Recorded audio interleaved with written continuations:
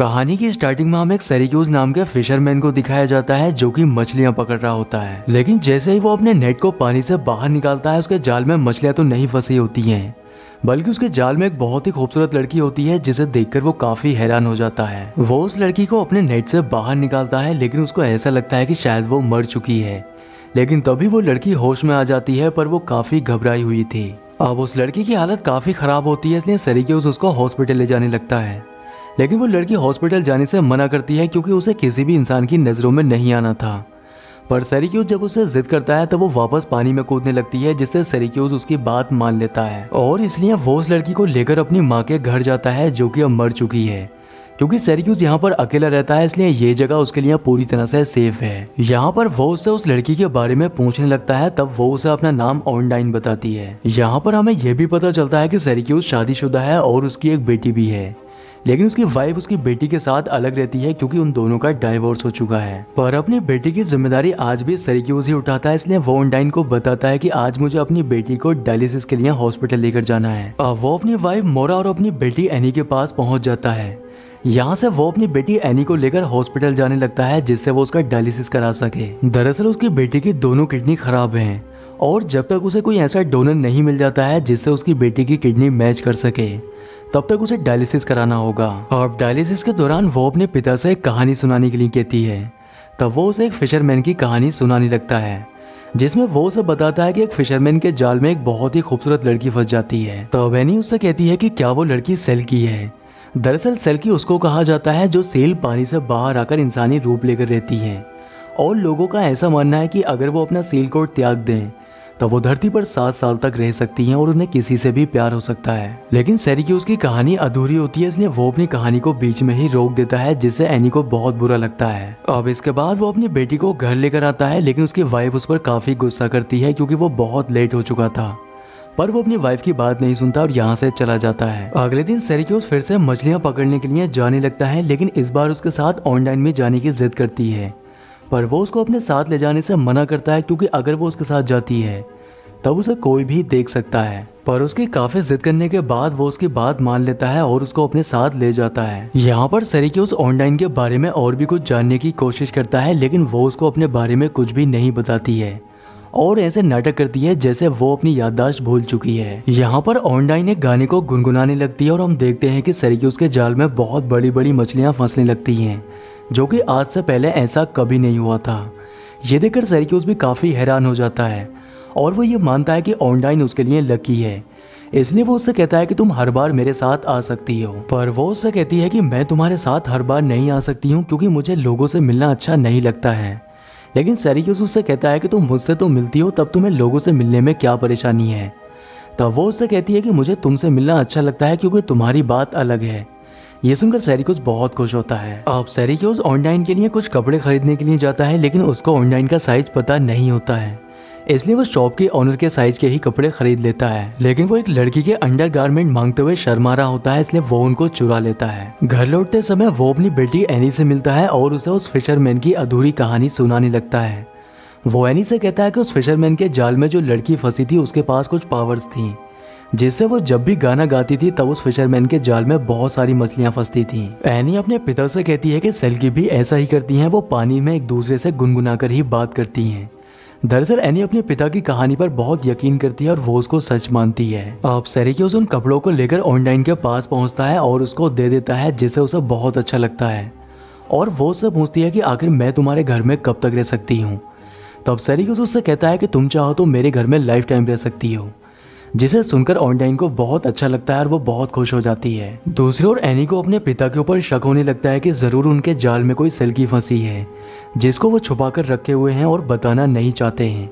इसलिए वो सेल्की की पावर्स के बारे में जानने के लिए लाइब्रेरी में आती है और उसके बारे में पढ़ने लगती है। उधर सिराक्यूज को भी ऑनडाइन के ऊपर शक होने लगता है, इसलिए वो ये बात चर्च के पादरी को बताने लगता है। आगे सीन में हम एक अजनबी को देखते हैं जो कि टाउन में ऑनडाइन की तलाश में आया होता है। अगले दिन सिराक्यूज ऑनडाइन को अपने साथ मछलियां पकड़ने के लिए ले जाता है और यहाँ पर वो उसको बोट चलाना भी सिखाता है। ये दोनों एक दूसरे की कंपनी से अब काफी खुश रहने लगे थे।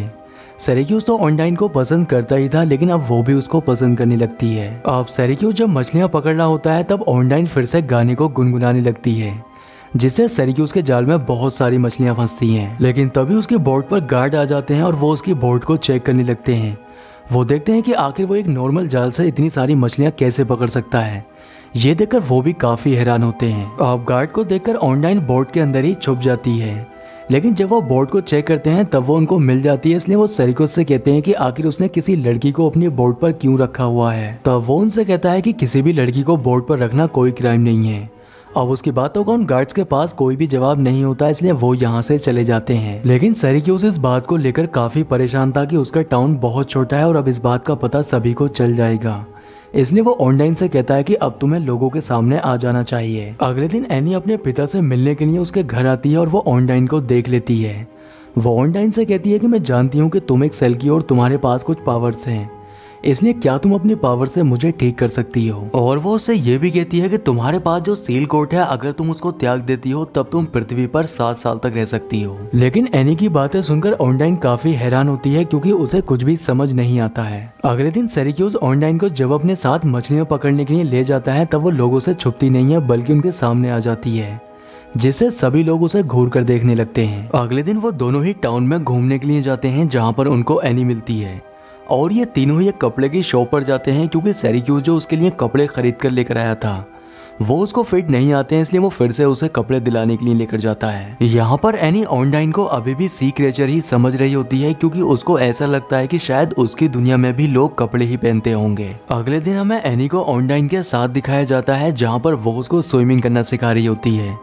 लेकिन स्विमिंग के दौरान ऑनलाइन को पानी के अंदर एक नेट मिलता है जिसके अंदर कुछ सामान होता है। तो एनी उससे कहती है कि मुझे लगता है कि ये तुम्हारा सील कोट है, इसलिए तुम्हें इसे दफना देना चाहिए जिससे तुम पृथ्वी पर 7 साल तक रह सकती हो। अब ऑनलाइन भी एनी की बात मानकर उस नेट को मिट्टी के अंदर दफनाने लगती है क्योंकि वो नहीं चाहती थी कि एनी को उसके बारे में कुछ भी पता चले। यहाँ पर एनी ऑनलाइन से उसके हस्बैंड के बारे में पूछने लगती है, तब वो उसको अपने हस्बैंड के बारे में बता देती है और हमें पता चलता है कि जो आदमी ऑनलाइन की तलाश में टाउन में आया होता है वही ऑनलाइन का हस्बैंड होता है। अगले दिन एनी और ऑनलाइन दोनों ही एक फेस्टिवल को एंजॉय कर रही होती हैं, लेकिन एनी उसकी पावर को चेक करने के लिए जानबूझकर पानी के अंदर गिर जाती है।